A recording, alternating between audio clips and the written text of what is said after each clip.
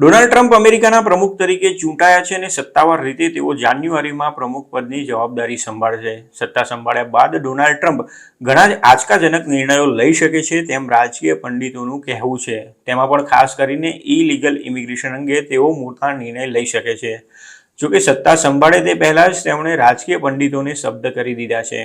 તેમણે ફોક્સ ન્યૂઝના host Pete હેગ્સેથને સેક્રેટરી ઓફ ડિફેન્સ તરીકે નોમિનેટ કર્યા છે અને તેમના આ નિર્ણયથી તમામ લોકો સ્તબ્ધ થઈ ગયા છે. 78 વર્ષીય ડોનાલ્ડ ટ્રમ્પે જણાવ્યું હતું કે પીટે પોતાનું સમગ્ર જીવન સૈનિકો અને દેશ માટે એક યોદ્ધા તરીકે પસાર કર્યું છે. પીટ મજબૂત, ચતુર અને અમેરિકા ફર્સ્ટમાં માનનારા સાચા વ્યક્તિ છે. પીટના નેતૃત્વમાં અમેરિકાના દુશ્મનો ફફડી જશે. અમેરિકન લશ્કર ફરીથી ગ્રેટ બનશે. હેગ્સેથની પસંદગી તમામ લોકો માટે આંચકાજનક છે કેમ કે આ પદ માટે તેમનું નામ ક્યારેય ચર્ચામાં પણ નહોતું આવ્યું. આ પદ માટે ઘણા બધા દાવેદારો હતા, જેમાં આયોવાના સેનેટર જોની અર્નેસ્ટ પણ સામેલ હતા. તેમને સંરક્ષણ કાયદાઓ માટે પેન્ટાગોન સાથે નજીકથી કામ કર્યું છે અને તેથી લશ્કરી વર્તુળો દ્વારા પણ તેમની તરફેણ કરવામાં આવી હતી.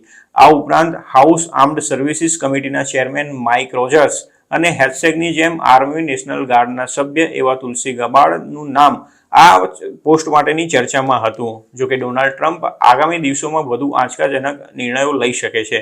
હેગ્સેથે ઇરાક અને અફઘાનિસ્તાનમાં પોતાની સેવા આપી છે અને 2014થી ફોક્સ ન્યૂઝ સાથે જોડાયેલા છે. તેઓ ફોક્સ એન્ડ ફ્રેન્ડ્સ વીકેન્ડ નામના શોના કો-હોસ્ટ પણ છે. ફોક્સ ન્યૂઝના પ્રવક્તાએ જણાવ્યું હતું કે પીટ હેગ્સેથ અદ્ભુત હોસ્ટ છે અને એક દાયકા સુધી તેઓ ફોક્સ ન્યૂઝ બુક્સના બેસ્ટ સેલર રહ્યા છે. પીટ હેગ્સેથે 2003માં મિલિટરીમાં જોડાયા હતા અને તે પહેલાં તેઓ પ્રિન્સટન યુનિવર્સિટીમાંથી ગ્રેજ્યુએટ થયા હતા. 10 વર્ષ બાદ તેમણે હાર્વર્ડ યુનિવર્સિટીની કેનેડી સ્કૂલ ઓફ ગવર્નમેન્ટમાંથી પબ્લિક પોલિસીમાં માસ્ટર ડિગ્રી મેળવી હતી. ડોનાલ્ડ ટ્રમ્પ 2016માં પ્રથમ વખત પ્રમુખ બન્યા હતા ત્યારે હેગ્સેથને વેસ્ટર્ન અફેરના સેક્રેટરીની જવાબદારી મળવાની હતી તેવી ચર્ચાઓ ચાલી હતી. જોકે બાદમાં તે જવાબદારી ડેવિડ સલ્કિલ્સને સોંપવામાં આવી હતી.